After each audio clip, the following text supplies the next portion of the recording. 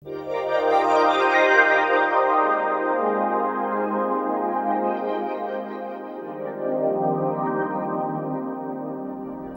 back. It's a good day to be in orbit. What a beautiful view. Italy looks nice this time of year. Well, to get to it, I sent you an encrypted image of a Covenant weapon the Master Chief brought back from that peculiar ring world. Another Spartan, very enthusiastically and consistently, demanded Instructor LaSpina reverse engineer this weapon. This weapon, known colloquially as the plasma pistol. Now, you've been interested in these weapons Instructor LaSpina has altered to make more practical, and I've noticed you've seen the previous reverse-engineered Covenant weapons he's created. Well, your briefing starts in a few moments, and it's about reverse-engineering the plasma pistol. I heard you're going to be assigned this weapon shortly after the briefing. Lucky you. Not only do you get to stay on one of the latest and most beautiful orbital weapon platforms, Chiron Station or Chiron, but you get a window view while in geosynchronous orbit. Your office is sort of like a corner office, but I like to think of it as one of those rotating restaurants. Your view changes throughout the day. I've sent you a video of Instructor LaSpina's work as he recorded his edit digitally before getting hands-on, but I expect you to keep this encrypted and do not show anyone else. For you've got the clearance. You've got the west wing of Chiron nearly to yourself. The other Spartan with you is the plasma pistol enthusiast I mentioned to you earlier.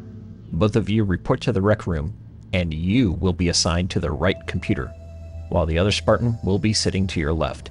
Do not discuss with each other until Instructor LaSpina's briefing is complete, because you may miss something. One of the most likely weapons that you're going to be coming across is going to be the plasma pistol.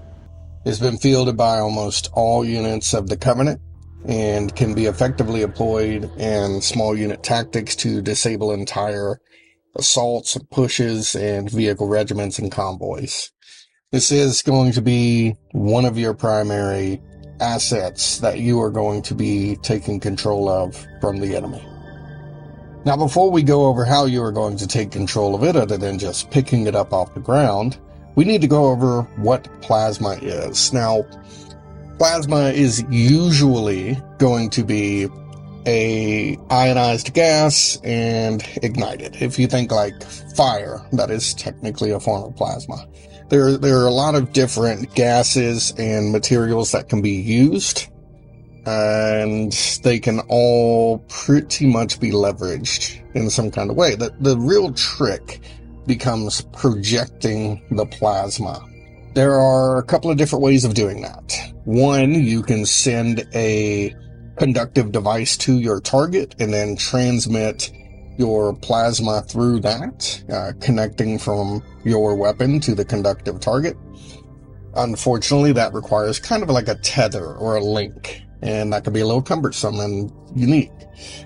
One of the other more reliable ways to do this is just project out a stream of some type of combustible material and ignite it. A flamethrower, technically. However, the most effective way to do this, and according to our research, one of the ways that we have not been able to do ourselves, is being able to project a self-contained plasma out of a weapon that does not need to be connected. It has a fairly long range before it burns out. We don't have that technology yet. So what we are going to do is modify it to work with the enemy's weapons who have already figured out how to make this function. We believe the way that the Covenant are doing this is by projecting an ionized gas through magnetic fields. And we've known about this for quite some time. As you can see here in a reference video, we are able to manipulate plasma through magnetic fields. And we project that magnetic field away from the plasma or the weapon that is containing it. Technically, yes, but only at very, very short ranges. We have some examples of being able to do it, but we're talking a few feet. However, Covenant technology is doing this. They are doing it much more than a few feet. We need to be able to modify the plasma pistol to work for us. Now let's take a look at the plasma pistol itself. Per our descriptions, we can see that there are multiple variations, and that we can see from these descriptions that plasma pistol was subject to development. It was iterated on in multiple generations, and that's very important. That means the Covenant are adapting their technology to become better over each generation, right? Some interesting things about this design. Obviously, this is made for alien anatomy, but we know that the trigger on the plasma pistol fires on release, hence why you can hold it down and create a charge. We even get here from some remarks of an E2 that the trigger is soft, no feedback. There's no break that tells you when the overcharge is going to kick in. First time I did this on accident, I damn near sprained my wrist. Absolutely. So we're going to take advantage of that firing on release mechanism. We also know that this weapon overheats to the point of possibly burning the user. We can even see Spartans shaking their hand away whenever the burn or the overheat happens. So we know that heat is going to be a big factor. We know that we have a trigger reset that we need to work around. And we ideally have two basic firing operations with the weapon itself. We have these semi-automatic bursts, so just firing as fast as you can pull the trigger. And this happens to be a very, very rapid fire weapon if you're able to really squeeze them off quickly. And we also have our charge delivering a slightly guided, large plasma bolt that can deal a significant amount of thermal energy damage to whatever it hits, and also disable vehicles temporarily. We see that some of our reports are saying electromagnetic pulse. One of the things with electromagnetic pulses is they will pulse into a system. I'll actually draw it here. An electrical circuit is continuous. However, along that route, there are going to be switches that can turn this on or off and stop the circuit, therefore turning your system off. There are also going to be capacitors that will hold some of that electrical energy, being ready to disperse it for whatever it needs. There might be some microchips, some processors, some capacitors along the way. There's a lot of technology along the way. Whenever an EMP pulse hits, it is going to start somewhere in this system, and extremely rapidly. It is going to go through that entire circuit. And if, while it's going through that entire circuit, there are items along the way like capacitors or breakers that are meant to control the amount of energy going through them, those will detonate or trip. EMPs will generally completely fry capacitors and other sensitive electronics up to a certain size and completely disable them because they are destroyed.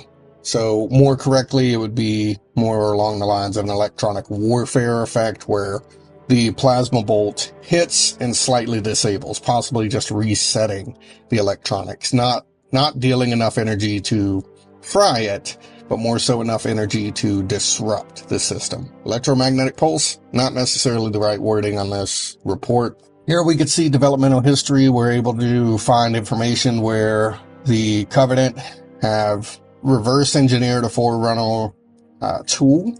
And we're not 100% sure what the purpose of it was, but they reverse engineered it. And through iterations, they created their own weaponized variant. And we can even see some evidence that the Covenant are utilizing this tool to, and its EMP effect or EW effect, to disable entire enemy assaults before they hit, softening for additional forces to weaken them down, which is very, very important. Other than our grenade launcher, we don't exactly have something that can do this. So, let's take a look at the plasma pistol and what challenges we need to overcome. Here we can see the plasma pistol as is. We can see a back swept grip for alien anatomy, what appears to be some controls along the way. We will need to leave those somewhat accessible. And we have our readout for our charge. We do have some exposed components here that look to be a conductive or charging material. And from our previously looked at descriptions, we know that the UNSC have created adapters to be able to charge Covenant weaponry. So we're going to take advantage of that. And we know that this top half here will hinge upwards during a overheating or venting phase. Depending on our rate of fire, it might overheat faster or slower. So we need to take advantage of that. So let's take a look at what we can do. We can't create the technology ourselves. We still don't understand how this works. So how can we pick this up and utilize this in human hands? By just adding an exoskeleton around it, or a stock module. So, immediately, we still have access to some of our additional controls. They're not in an ideal space per se, but they are still accessible, and we can still see our readouts on the weapon. We have a charging/conducting point here to get rid of excessive heat and help cooling. It's not going to eliminate cooling entirely. Your rate of fire is still going to depend on that. But we are now venting some of that heating into here, where we can circulate it out using some liquid cooling or air cooling technology, or just some heat sinking technology, depending on the variant of this stock that we're using. We're also charging directly off of our own batteries using the aforementioned UNSC charging adapters. We can apply our own battery systems into this weapon and prolong its life by countercharging it, or applying our battery to simply just power a cooling system to get more rapid fire down. We can control which direction we want our power usage to be. Additional modifiers: if we say don't have a battery at all, that's okay. We will just siphon power off the plasma pistol itself, which will allow us to control our stock module system.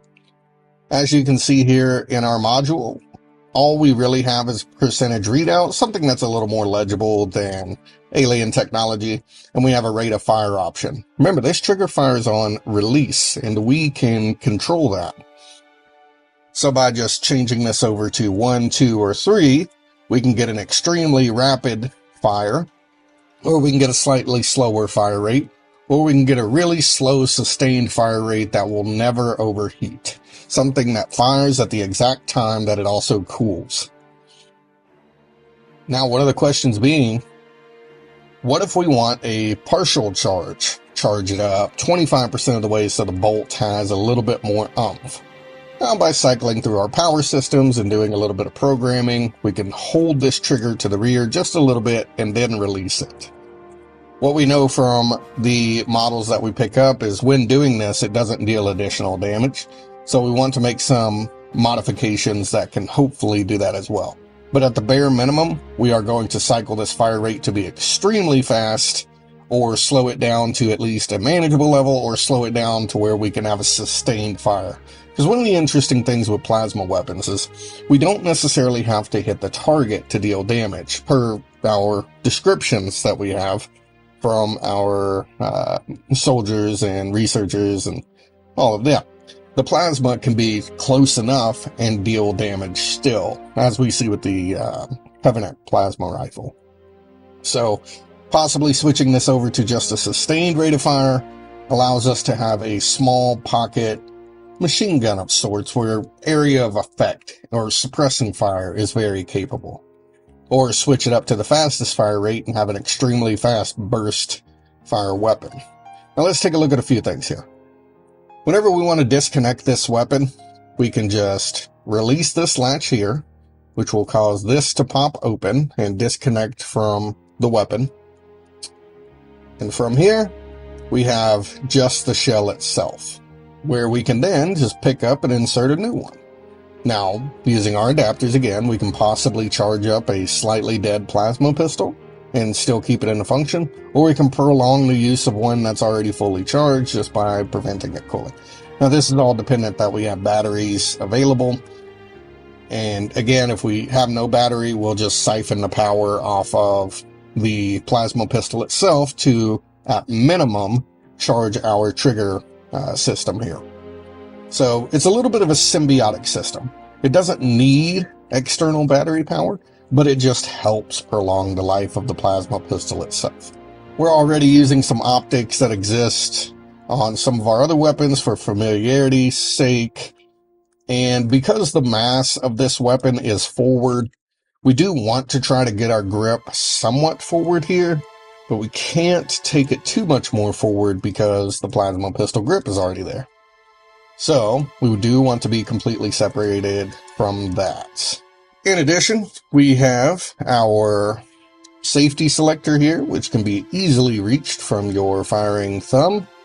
All it is flick all the way to burst, and that will give us our rate of fire option, or flick it in the middle for a very deliberate charge. What we found is oftentimes under stress, people just instantly flick this thing down. We don't want it to be flicked all the way down into a charge mode whenever people are in a panic state and they just need return fire. So charge is in a very deliberate spot where you have to intentionally select it between there for that charge fire. Now, it's worth noting, even though we do have cooling on board, it is not going to take away the need for the venting process. The venting is still going to happen like normal, but hopefully, due to onboard cooling, we can get more shots before the venting is needed. In addition to that, we have a stock that can collapse. This is an extremely compact stock. You are still going to be crunched up on the weapon. But the fact that this is just a simple modification, this is a quick ad hoc way to pick up enemy weapons and at least get them usable. And that is about all we immediately have. The primary function of this would be to deploy special operations forward of everyone else and sustain off of enemy equipment, where they can pick up one of the most fundamental weapons in the Covenant arsenal. From here, they're going to be dealing plasma damage and plasma wounds to the enemy, which is going to subject him to thinking, wow, that maybe is not human. This might be some other form of enemy. Maybe some heretics or something along those lines. So we can allow a little bit of a psyop in our engagements with the enemy. And in addition to that, because we're using enemy assets and not our own, we don't lose out on weaponry and ammunition to employ these strategies. We can also send these to more frontline areas where munitions and storage and weapons is just not leveling out like it should. We can't get the logistics support there, maybe even on frontier planets where we can't get enough troopers to defend. We can send these kits and captured plasma pistols to at least allow a fighting chance. Overall, this would just be a good little tool to have maybe one or two of these stowed away on your squad at a time in the event you get in a really just pinned position and you need to sustain off of enemy equipment. At least we can make the enemy equipment work for us a little bit better. Any questions, comments, or concerns about this implementation, or how you might be able to use it and leverage it in your activities? Please let us know, and we will modify more variants. Thank you very much. Okay, that weapon will be sent to you via express mail. While you wait, you can check out the previous briefings on screen. KYOT. Coyote